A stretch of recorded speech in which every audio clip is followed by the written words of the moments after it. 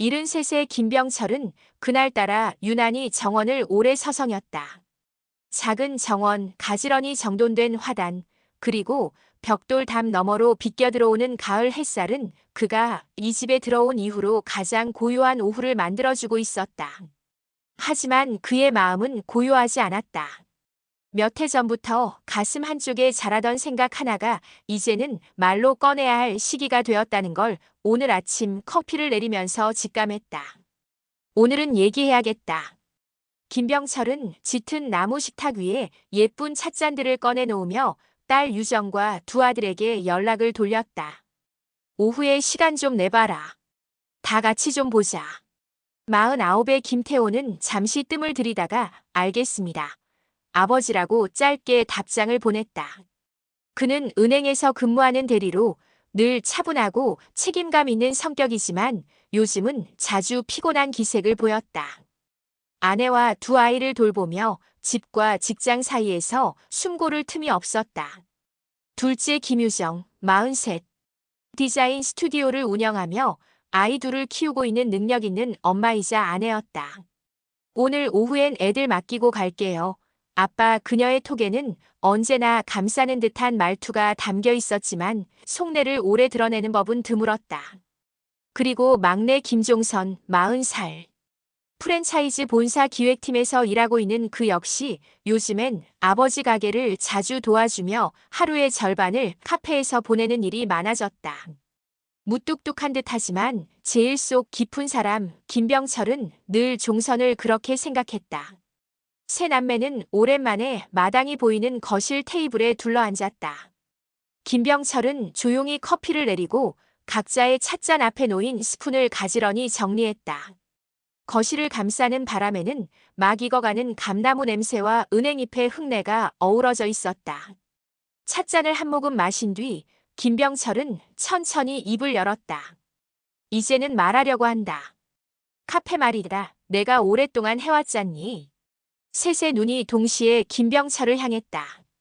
평소와는 다르게 그의 말투엔 단단함이 묻어 있었다. 이젠 너희 중 누군가에게 넘기려 한다. 잠깐 침묵이 흘렀다. 그리고 그 다음엔 어색한 미소들과 함께 작은 환호들이 섞여 나왔다. 아버지, 은퇴하시는 거예요? 와, 드디어요. 쉬셔야죠. 그동안 너무 고생하셨어요. 말끝마다 격려와 박수처럼 이어졌고 그 따뜻한 분위기 속에서 김병철은 잠시 숨을 들이쉬었다. 그리고 마지막 말을 덧붙였다. 지분은 공평하게 나눌 거다. 그 순간 마치 따뜻했던 물이 서서히 식어가는 듯 했다.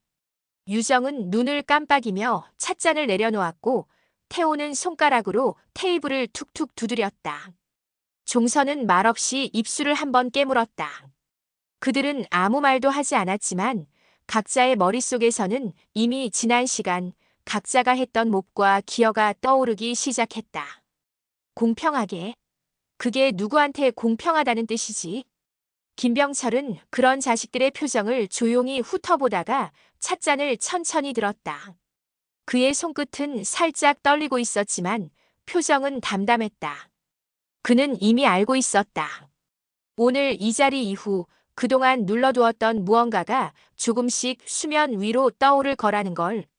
거실엔 여전히 가을볕이 가득했지만 그들의 마음속에는 묵혀두었던 감정들이 서서히 몸을 일으키기 시작하고 있었다. 김병철이 공평하게 나누겠다는 말을 꺼낸 지 이틀째 되는 날 김태호는 점심시간을 조금 앞당겨 나왔다. 은행 근처의 허름한 분식집에 앉아 들국화가 흐르는 라디오 소리를 들으며 김밥 한 줄을 천천히 집어들었다. 식욕은 없었지만 무언가 씹고 있지 않으면 생각이 계속 맴돌았다.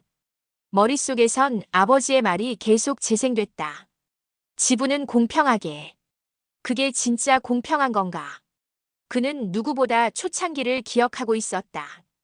1997년 IMF 한파가 거세던 시절. 군 전역 후 막 취업 준비를 시작하려던 태호는 직장을 포기하고 아버지를 도왔다. 하루 종일 커피 원두를 볶고 장부를 쓰고 전단지를 돌리던 기억은 누구보다 선명하게 남아 있었다. 그 시절 아버지는 말이 거의 없었다. 어머니가 병원에 누워 있었기 때문이었다. 내가 없었으면 그때 가게 문 못 열었을 거야. 태호는 찬 김밥을 한 입 더 삼키며 휴대폰을 들었다. 연락할 생각은 없었지만 동생 이름이 저장된 화면을 그냥 가만히 바라보았다. 반면 종선은 그날도 카페에 나와 있었다. 정오 무렵 김종선은 작은 커피 머신 옆에 서서 우유 스팀을 잡고 있었다. 거품이 오르는 소리 속에 그의 머릿속에는 태호의 표정이 떠올랐다. 말은 없었지만 형은 틀림없이 무언가 씹고 있었다. 그날 이후 연락도 없었다. 종선은 그게 싫었다. 대놓고 화를 내는 게 오히려 나았을 것이다. 차라리 고함을 치고 손이라도 한번 내질렀으면 속이 이렇게 갑갑하진 않았을 텐데. 형은 항상 그렇게 계산기를 먼저 꺼내. 종선은 우유 거품을 정리하고 라떼 위에 조심스럽게 하트 모양을 만들었다. 예전 같았으면 손님에게 건네기 전 사진 한 장 찍었을 텐데 오늘은 그러고 싶은 마음이 들지 않았다. 같은 시간 유정은 한남동의 한 조용한 로펌 사무실에 앉아 있었다. 맞은편 검은 정장을 입은 40대 초반의 여성이 서류를 조심스럽게 펼쳐놓으며 말했다. 지분 문제에 있어선 유정님이 충분히 주장할 수 있습니다. 기여도 산정 방식에 대해 의견 조율이 먼저 필요하겠지만요. 유정은 입술을 앙다물며 고개를 끄덕였다. 남매들 사이에 큰 소리 내고 싶진 않았다. 그렇다고 아무 준비 없이 공평한 몫을 받아들일 순 없었다. 내가 그 가게 디자인 바꿔준 게 몇 번인데 명절마다 무슨 일 생기면 내가 나가서 수습했고 게다가 둘은 남자라는 이유로 늘 앞줄에 있었잖아. 유정은 조용히 펜을 집어 서류 한 모퉁이에 사인을 했다. 그 순간 왠지 모르게 손끝이 싸늘해졌다. 오후 종선은 카페 창밖을 멍하니 바라보다가 형이 문득 나타나는 걸 봤다. 김태호는 느릿하게 문을 열고 들어왔다. 커피 되냐? 직원 없어서 내가 하고 있어. 라떼? 응. 종선은 말없이 고개를 끄덕이고 다시 우유를 데우기 시작했다. 스팀 소리가 공기 사이를 긁었다. 거의 다 됐을 무렵 태호가 입을 열었다. 너 왜 말 안 하냐? 뭘? 그날 아버지 말씀 듣고 한마디도 안 하더라. 종선은 컵을 내려놓으며 조용히 말했다. 형이 먼저 그러잖아. 공평하게가 불공평하다고. 잠깐 정적. 태호는 테이블 위 손가락을 탁탁 두드렸다. 나는 그냥 그동안 해온 게 있으니까. 그걸 말한 거야. 종선은 숨을 깊이 들이쉬었다. 형이 초창기 도운 거 인정해. 근데 그 이후에 형은 없었잖아. 그 말에 태호의 눈썹이 살짝 꿈틀거렸다. 형이 떠나고 나서 아버지 병원 갈 때 직원 없어서 내가 주방에 들어가고 비 오는 날 혼자 가게 문 닫고 그건 누구 몫이었는데. 태호가 컵을 들어 한 모금 마셨다. 넌 원래 그런 거 좋아했잖아. 혼자 있는 거. 종선의 손이 컵에서 멈췄다. 그래. 좋아했어. 혼자 있는 거. 근데 그게 좋아서 그런 줄 알았어. 태호는 조용히 고개를 돌렸다. 둘은 더 이상 말을 잇지 않았다. 하지만 가게 안엔 스팀 소리 대신 오래된 오해의 공기만 가득 차 있었다.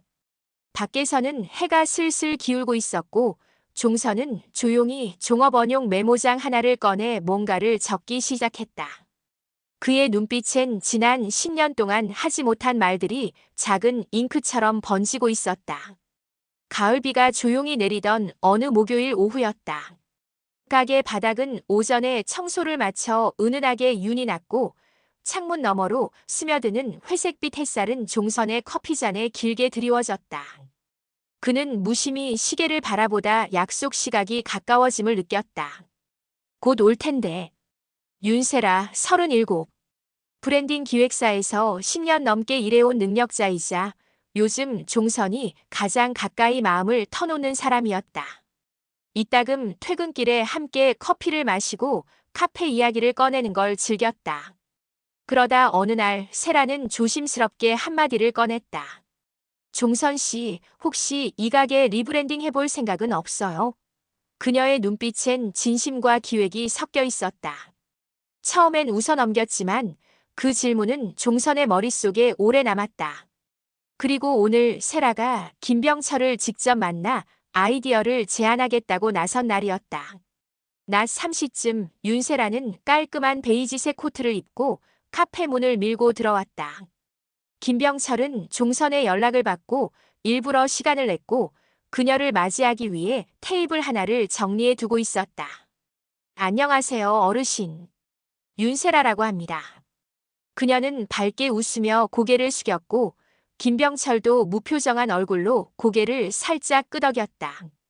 이야긴 들었습니다. 잠시 후 종선이 커피를 내오고 세라는 태블릿을 꺼내 조심스럽게 말을 시작했다.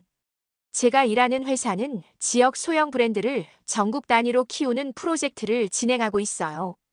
모퉁이 1989는 이름도 공간도 감성이 너무 좋아서 전국 프랜차이즈로 리브랜딩하면 정말 잘 될 것 같아요.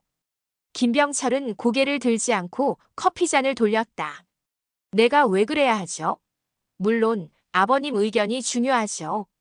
하지만 요즘은 감성 있는 공간이 소비의 중심이에요. 이 브랜드 종선 씨가 이끌 수 있다면 저희가 투자와 홍보, 인테리어까지 맡을 수 있습니다.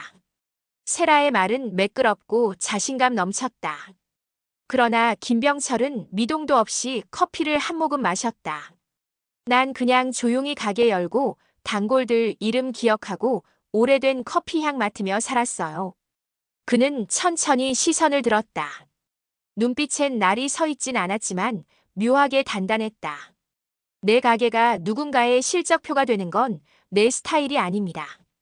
종선은 옆에서 머쓱하게 앉아 있었고 세라는 당황한 듯 눈동자를 살짝 굴렸다. 아버지, 세라가 괜히 이런 얘기 꺼낸 건 아니에요. 그냥 가능성에 대한 됐어. 김병철은 부드럽게 말을 끊었다. 그러고는 조용히 자리에서 일어나 창고 쪽으로 향했다. 그의 뒷모습은 평소보다 더 작고 더 느려 보였다. 다음 날 아침, 김유정은 아이들 등원을 마치고 커피를 마시려다 가족 단체방에 뜬 단 하나의 메시지를 보았다. 김병철 카페는 아산복지재단에 기부하겠다는 계약서에 어제 서명했다. 유정은 휴대폰을 든 손을 내려놓지도 못한 채 그대로 몇 초간 멈춰 있었다. 기부? 얼른 전화를 걸었지만 김병철은 받지 않았다. 그제야 그녀는 창밖으로 햇살이 얼마나 눈부셨는지 깨달았다. 하지만 가슴속은 서늘하기만 했다. 종선은 점심 무렵 창고 정리를 하다 형의 전화를 받았다. 지금 단톡방 봤냐? 봤어. 넌 뭐 알고 있었냐? 아니. 태호는 짧게 숨을 들이마시고 말을 삼켰다. 아버지 진짜 기부하신 거냐? 종선은 대답하지 않았다. 그저 전화기 너머로 자신의 말 없는 숨소리만 흘렀다. 태호는 그 순간 이 싸움이 단순히 지분의 문제가 아니라는 걸 어렴풋이 느꼈다. 그리고 어쩌면 정말 누군가가 이 일에 개입했을지도 모른다는 생각이 슬며시 고개를 들기 시작했다. 그날 밤 김병철은 TV를 켜두고도 아무 채널도 고르지 않은 채 리모컨만 만지작거리고 있었다. 가게에서 돌아온 뒤 그는 조용히 손에 쥔 종이 한 장을 바라보았다. 복지재단 기부 약정서. 서명란 아래 자신의 이름이 선명하게 적혀 있었다. 그래, 이게 너희가 싸우는 이유라면 차라리 없애는 게 낫겠다. 그의 목소리는 조용했지만 확신에 가득 차 있었다. 한참을 그렇게 앉아 있다가 김병철은 탁자 한쪽에서 오래된 노트 하나를 꺼내 천천히 페이지를 넘기기 시작했다. 거기엔 10여 년간 함께 일했던 종업원들 이름, 단골 손님들의 결혼 날짜, 태호가 돌린 첫 번째 전단지의 문구 그리고 유정이 그려줬던 메뉴판 낙서까지 아주 작고 따뜻한 추억들이 자세히 적혀 있었다.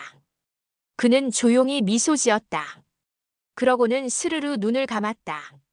비가 오려는지 하늘은 낮부터 잔뜩 흐려 있었다. 김태호는 오전 내내 일에 집중하지 못하고 책상 위에서 스마트폰만 들여다보고 있었다. 카페 기부라는 한 줄 메시지 이후 아버지와의 연락은 물론 동생과도 여동생과도 뚝 끊겼다. 그날 오후 태호는 문득 떠오른 생각 하나에 사무실을 박차고 나왔다. 곧장 아버지 가게 근처에 있는 인쇄소를 찾았다. 며칠 전 후배가 보낸 사진 한 장 때문이었다. 사진 속 전단지. 어딘가 이상했다. 이 로고 디자인 유정이 터치 같다. 그는 인쇄소에 도착하자 자신을 기억하던 직원이 고개를 끄덕이며 말했다. 아, 지난주에 어떤 여성분이 와서 의뢰하셨죠. 카페 리브랜딩 작업 들어간다면서요. 태호의 눈이 작게 흔들렸다. 그분 혹시 이 여자분 아니었어요? 그는 윤세라의 SNS 프로필 사진을 보여줬다. 직원은 금세 기억난 듯 고개를 끄덕였다. 맞아요. 근데 혼자 아니었어요.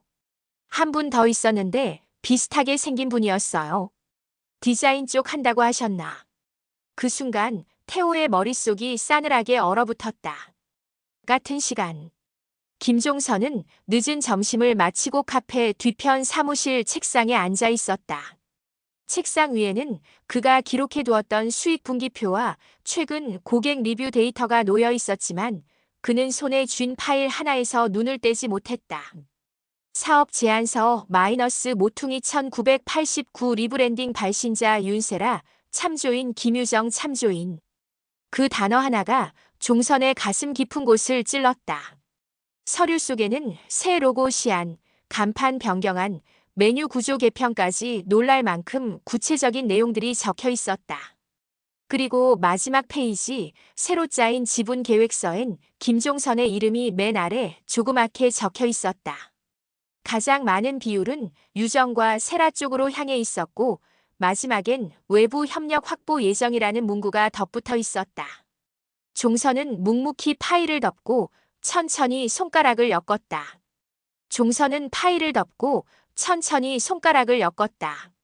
숨이 깊게 가라앉았다. 그는 그동안 가게를 지키고 있었다고 생각했다. 하루하루 성실하게 누구보다 열심히. 그런데 가장 가까운 사람 둘이서 자신을 제외한 계획을 세우고 있었다니. 그 순간 카페 문이 열렸다. 김태호였다. 표정은 굳어 있었고 손엔 사진이 몇 장 들려 있었다. 이거 너도 봐야 해. 종선은 말없이 받아들었다. 사진 속 인쇄소 그리고 계약서 일부가 인쇄된 이미지. 윤세라와 김유정의 이름이 함께 적힌 메일 캡처. 종선은 더 이상 묻지 않았다. 그는 느리게 일어나 잠시 밖으로 나갔다. 카페 간판 아래에서 몇 번이고 숨을 크게 들이마셨다. 마음속에서 어떤 문 하나가 닫히는 소리가 났다. 저녁 무렵. 김병철은 마루에 앉아 있었다. 밖엔 바람이 불고 있었고 안에서는 태호와 종선 그리고 유정이 말없이 앉아 있었다. 유정은 이미 눈가가 벌겋게 부어 있었고 입술을 깨문 채 아무 말도 하지 못했다. 태호는 동생을 바라보며 말을 고르고 있었다. 아버지 다 알고 계셨죠? 김병철은 천천히 고개를 들었다. 노인의 눈빛은 그저 담담했다. 그 속엔 원망도 분노도 없었다. 다만 오래된 한 줄기 실망 같은 것이 고요히 떠 있었다. 그래. 알고 있었다. 태호와 종선 동시에 시선이 흔들렸다. 복지재단에 기부한다고 단톡방에 올린 날 그 전날 세라가 내 앞에서 사업 제안서를 펼쳤다. 그는 잠시 말을 멈췄다. 그리고 눈을 감았다. 그날 내 누나 이름이 그 문서 안에 적혀 있었지. 유정이 숨을 들이마시며 입을 열었다. 아버지, 그건 저는 그냥 세라가 하도 부탁해서 한번 검토만 도와주려던 건데 그녀는 말끝을 잇지 못했다. 눈물이 볼을 타고 조용히 흘러내렸다. 종선은 조용히 고개를 떨궜다. 형의 말, 아버지의 말, 누나의 눈물까지 모두가 머릿속에서 얽히고 있었다. 김병철은 고개를 끄덕이며 조용히 말했다. 그래, 그럴 수 있지. 살다 보면 욕심이 앞설 때도 있고 형제보다 자기 앞가림이 먼저일 수도 있고 그는 조용히 무릎 위 손을 포개며 말했다. 하지만 나는 가족이 서로 손잡지 않으면 아무것도 남지 않는다는 걸 너희 어머니 가고 나서야 알았어. 방 안은 조용했다. 단 한마디도 덧붙이지 않았다. 그 침묵 안에서 자식들은 처음으로 아버지의 시간을 되짚어보기 시작했다. 가을이 깊어졌다. 카페 앞 단풍나무는 잎이 붉게 물들었고 이따금 낙엽 하나씩 천천히 내려앉았다. 김종선은 조용히 카페 문을 열었다. 새벽 공기는 차가웠지만 그날따라 마음은 조용했다. 그날 밤 윤세라와 마지막 통화를 했다. 서로 감정 섞인 말은 하지 않았다. 서류도 계약도 정산도 없이 그저 한 줄의 말로 정리했다. 이젠 여기까지만 하자. 그 말 뒤로 그녀는 말없이 전화를 끊었다. 종선은 미련이 없다고 스스로를 다독였지만 창가에 서서 한참을 서 있던 자신을 보며 사실은 마음 어딘가가 여전히 헛헛하다는 걸 느꼈다. 그럼에도 이건 옳은 선택이었다. 가족을 버리고 이어질 관계는 아무리 매끈해 보여도 끝은 삐걱거릴 거라고 그는 이제야 확실히 알 수 있었다. 주말 오후 김병철의 집 마당엔 오랜만에 사람들이 모였다. 김태호는 아내와 아이들을 데리고 왔고 김유정도 아이 손을 꼭 잡고 들어섰다. 종선은 미리 와서 작은 화분들을 마당 가장자리에 옮기고 있었다. 김병철은 말없이 문을 열어두고 모두를 기다렸다. 그의 얼굴은 전보다 훨씬 편안해 보였다. 큰 상은 차리지 않았다. 찹쌀밥에 갈치조림, 무생채, 그리고 손수 내린 커피. 여기까지 온 김에 차 한 잔씩 하고 가라. 그의 말에 모두가 조용히 웃었다. 식사 후 김병철은 작은 노트를 꺼내 테이블 위에 올려놨다. 지분은 다시 정리하자. 모두가 조용히 고개를 들었다. 태호는 초창기 5년, 종선이는 이후 10년, 유정이는 공간 디자인, 행사 기획으로 도운 거. 그는 미리 정리한 수치를 꺼냈다. 태호 30% 종선, 50% 유정, 20% 동에 못하겠으면 말해라. 태호가 먼저 고개를 끄덕였다. 아버지 뜻이 맞는 것 같아요. 전 괜찮습니다. 유정도 조용히 고개를 숙였다. 그게 맞아요. 전 오히려 과분하다고 생각해요. 종선은 마지막까지 말없이 앉아있다가 손을 들어 작은 종이 하나를 꺼냈다. 저도 하나 드릴 말씀이 있어요. 그는 고개를 들어 아버지를 바라봤다. 형, 누나 우리 이참에 가게 이름 바꾸는 거 어때요? 김병철이 잠시 고개를 갸웃하자 종선은 미리 준비한 로고 시안을 꺼냈다. 간결한 붓글씨체로 써진 한 문장. 다시 가족 이 이름은 뭐냐? 처음으로 우리 셋이 다 같이 결정한 일이잖아요. 처음으로 우리 셋이 다 잘못했다고도 했고 그리고 처음으로 다시 가족이 된 것 같아서요.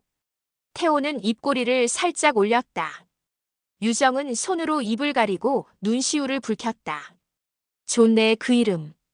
김병철은 로고 시안을 한참 들여다보다가 작게 웃었다. 우리 와이프가 살아있었으면 저 이름 마음에 든다 했을 거다. 그 말에 방 안이 조용해졌다. 그러고는 이내 모두가 조용히 고개를 끄덕였다. 며칠 뒤 카페 간판은 새로 달렸다. 하얀 바탕에 진한 검정 글씨. 다시 가족 간판 아래에는 작은 문구가 추가되어 있었다. 우리의 가장 따뜻했던 시간을 기억하며. 오픈 첫날 김병철은 문을 일찍 열었다. 여전히 허리엔 파스를 붙였고 아직은 커피 머신 소리보다 종이컵 소리가 익숙했지만 그의 표정은 부드러웠다. 종선은 계산대 옆에서 바쁜 손놀림으로 고객을 응대했고 태호는 손수 만든 멤버십 카드를 진열하고 있었으며 유정은 창가 테이블의 쿠션을 하나하나 조정하고 있었다. 문을 열고 들어온 단골 손님이 말했다. 이름 참 예쁘네요. 마음이 따뜻해져요. 김병철은 커피를 내리며 조용히 말했다. 예. 우리도 지금 처음부터 다시 시작하는 중입니다. 햇살이 부드럽게 유리창을 타고 들어왔고 가게 안엔 은은한 콜드브루 향이 퍼지고 있었다. 아무도 말하지 않았지만 그 공간을 채운 건 커피나 가구가 아니라 바로 함께라는 시간들이었다. 그리고 그 시간 위에 조심스럽게 얹힌 이름 하나. 다시 가족. 이제 그 이름은 그들 각자의 상처를 덮어줄 하나의 작은 집이 되었다.